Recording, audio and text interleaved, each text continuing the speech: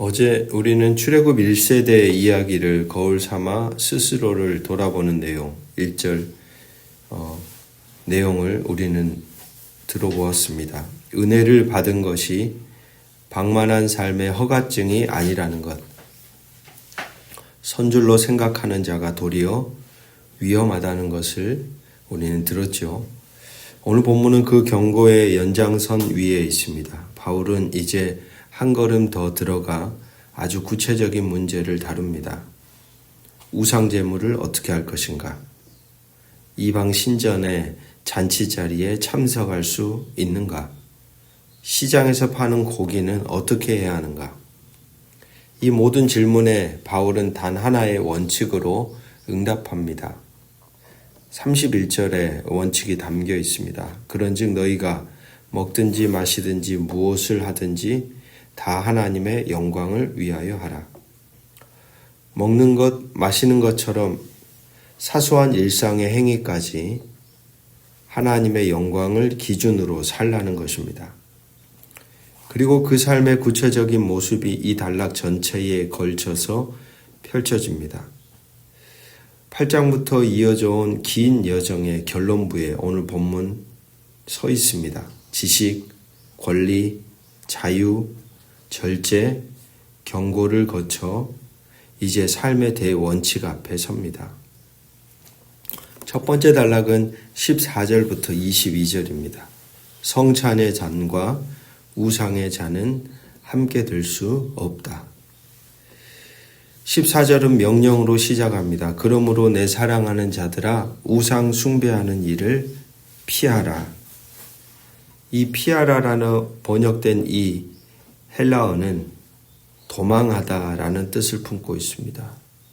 가까이 하지도 말고 머뭇거리지도 말고 아예 그 자리에서 도망쳐라, 벗어나라 라는 거죠.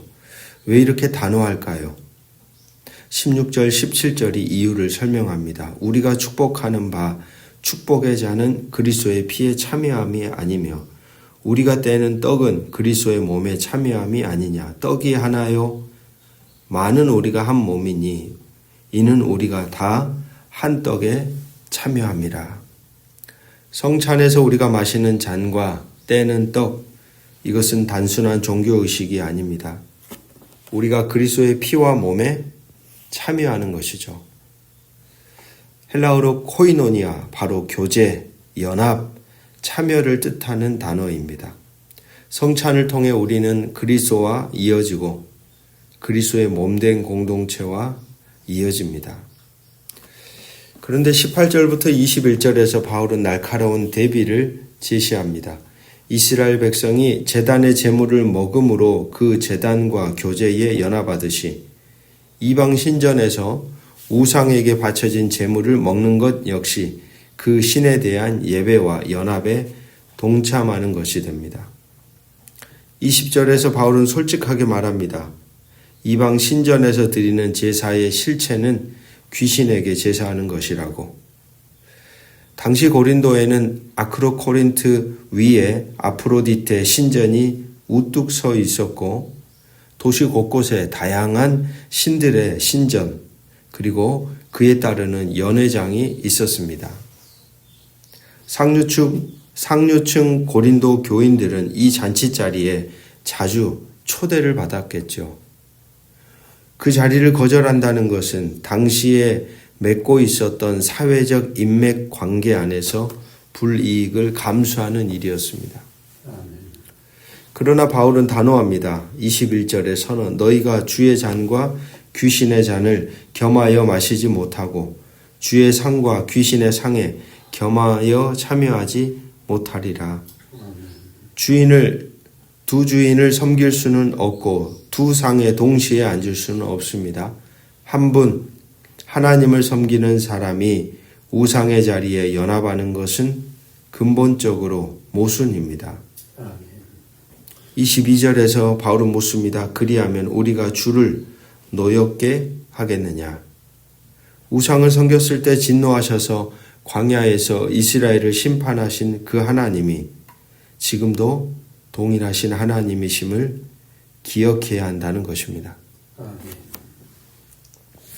둘째 단락을 보시면 23절에서 30절입니다. 자유는 있지만 모든 것이 유익한 것은 아닙니다. 바울은 보다 현실적인 적용의 문제로 들어갑니다. 이방 신전 제사와는 다르게 시장에서 파는 고기, 불신자의 집에 초대받았을 때의 식사는 어떻게 해야 하는가? 25절, 시장에서 파는 것은 양심을 위하여 아무것도 묻지 말고 먹으라. 26절, 이는 땅과 거기 충만한 것이 주의 것임이라. 27절, 불신자 중 누가 너희를 청할 때에 가고자 하거든 너희 앞에 차려놓은 것은 무엇이든지 양심을 위하여 묻지 말고 먹으라. 시장에서 판매되는 고기 대부분은 그 당시에 신전을 거쳐 나온 것입니다. 그러나 바울은 말합니다. 모든 피조물은 하나님의 것이다. 그렇기 때문에 출처를 일일이 따지며 불안해할 필요가 없습니다. 그냥 감사히 먹으면 됩니다. 그런데 28절에 중요한 단서가 붙습니다. 만일 누가 너희에게 이것이 재물이라 말하거든 알게 한 자와 그 양심을 위하여 먹지 말라. 여기서 그 양심이란 먹는 이들의 양심이 아니라 말해준 그 사람의 양심입니다. 아, 이거 신전에서 나온 고기예요 라고 말해준 사람. 그 사람의 양심. 그가 우상제물이라고 알려주었을 때 먹는다는 것은 그 말해준 사람으로 하여금 우상제물을 먹어도 된다는 잘못된 인식을 심어줄 수도 있고, 그리고 말해준 그 사람의 믿음을 실족시키게 할 수도 있다는 것입니다. 아멘. 23절의 원칙이 모든 판단의 기준입니다. 모든 것이 가하나 모든 것이 유익한 것은 아니요. 모든 것이 가하나 모든 것이 덕을 세우는 것은 아니다. 아멘. 자유는 있습니다. 그러나 그 자유가 내가 아닌 타인의 유익, 또 다른 누군가의 어떤 마음, 그들을 위한 자유일 때 비로소 그리스도인의 자유가 됩니다. 24절이 그 핵심의 원칙입니다. 누구든지 자기의 유익을 구하지 말고 남의 유익을 구하라. 8장에서 바울이 선언한 것의 반복입니다. 형제를 위하여 내가 영원히 고기를 먹지 않겠노라 라고 바울이 말했죠. 그리고 9장에서 보여준 바울의 삶 전체, 마땅히 내가 권리가 있지만 권리를 포기하고 자유를 내려놓고 스스로 종이 된 삶, 이 모든 것이 하나의 원칙으로 수렴됩니다. 나의 유익이 아니라 타인의 유익. 오늘 여러분 가운데 가능하다고 생각하는 것 중에, 내가 할 수 있다고 생각하는 것 중에 내 이웃의 유익을 위해 내려놓아야 할 것이 있습니까? 내 자유의 사용이 또 다른 누군가를 실족시키고 있지는 않는지 우리는 질문하며 우리의 삶을 결정해야 하겠습니다. 세 번째 단락은 10장 31절부터 11장 1절입니다. 먹든지 마시든지 모든 일상이 예배라는 사실. 모든 논의의 대원칙을 바울은 이제 선언합니다. 그런즉 너희가 먹든지 마시든지 무엇을 하든지 다 하나님의 영광을 위하여 하라. 먹는 것과 마시는 것은 여러분 하루에도 수없이 반복되는 가장 평범한 우리의 흔적이죠. 바울은 바로 그 평범한 삶의 자리 일상에까지 하나님의 영광으로 채우라고 말합니다. 우리는 보통 생각합니다. 특별한 자리, 거룩한 시간, 그 자리만이 귀한 것처럼 여기죠. 예배의 자리, 공예배, 바울은 말합니다. 그것이 아니라는 겁니다. 밥상 앞에서, 시장 안에서, 직장의 터전에서, 이웃의 집에서 우리가 발딛고 살아가는 모든 시공간, 모든 일상이 코람데오라는 것이죠. 하나님의 면전에서 이루어지는 예배의 흔적이다. 아멘. 그러면 하나님의 영광을 위하여 사는 삶은 구체적으로 어떤 삶입니까? 32절, 33절 유대인에게나 헬라인에게나 하나님의 교회에나 거치는 자가 되지 말고 나와 같이 모든 일에 모든 사람을 기쁘게 하여 나의 유익을 구하지 아니하고 많은 사람의 유익을 구하는 것은 저들로 구원을 받게 하려 함이라. 아멘. 하나님께 영광이 되는 삶은 아무도 걸려 넘어지지 않게 하는 삶입니다. 나로 인해 누군가 시험에 들지 않게 하는 삶이죠.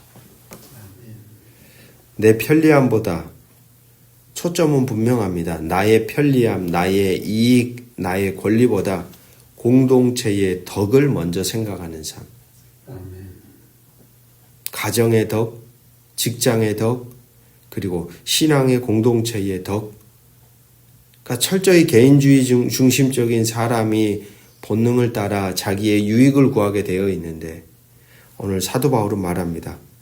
나에서 우리로 가야 된다. 우리의 덕. 그것을 생각하는 삶의 자리로 초대하고 있습니다. 강한 자가 약한 자를 배려하고 지식 있는 자가 지식 없는 자를 품는 삶입니다. 11장 1절 이 단락의 마지막 말씀. 내가 그리스도를 본받는 자 된 것 같이 너희는 나를 본받으라. 이것은 교만한 자기 자랑이 아닙니다. 복음은 말로만 전해지지 않습니다. 삶으로 전해집니다. 삶으로 보고 배웁니다. 바울은 말합니다. 내가 그리스도를 본받아 살았듯이 권리를 포기하고 자유를 내려놓고 스스로 종이 되어 살았듯이 너희도 그렇게 살라는 권면입니다. 아멘. 사랑하는 말씀의 동역자 여러분, 예수 그리스도는 하나님이시면서 자신의 모든 권리를 모두 다 쏟아 비우셨습니다. 아멘. 가장 높으신 분이 가장 낮은 자리로 내려오셨습니다. 그 주인이 모든 인류의 종이 되었습니다. 바울이 만난 그리스도는 바로 그런 예수 그리스도셨던 것이죠. 아멘. 바울은 그 그리스도를 본받았습니다. 그리고 그 길을 따라 그는 묵묵히 주어진 삶을 걸어갔던 것입니다. 아멘. 그리고 오늘 고린도 교우들을 초대하듯이 우리를 그 길로 초대합니다. 아멘. 오늘 하루 우리가 행하는 일이 하나님의 영광이 될 수 있을까? 이것이 우리 곁에 있는 사람들에게 유익이 되고 덕이 될 수 있을까? 이 두 가지 질문을 나침반으로 삼아 주어진 이 하루를 오늘도 걸어가시기를 주의 이름으로 축복합니다. 아멘. 기도하겠습니다. 하나님 아버지, 오늘 말씀 앞에 우리의 일상을 다시 바라봅니다. 먹는 것, 마시는 것, 아주 사소한 선택들 하나하나가 하나님의 영광과 이어져 있음을 배웁니다. 아멘.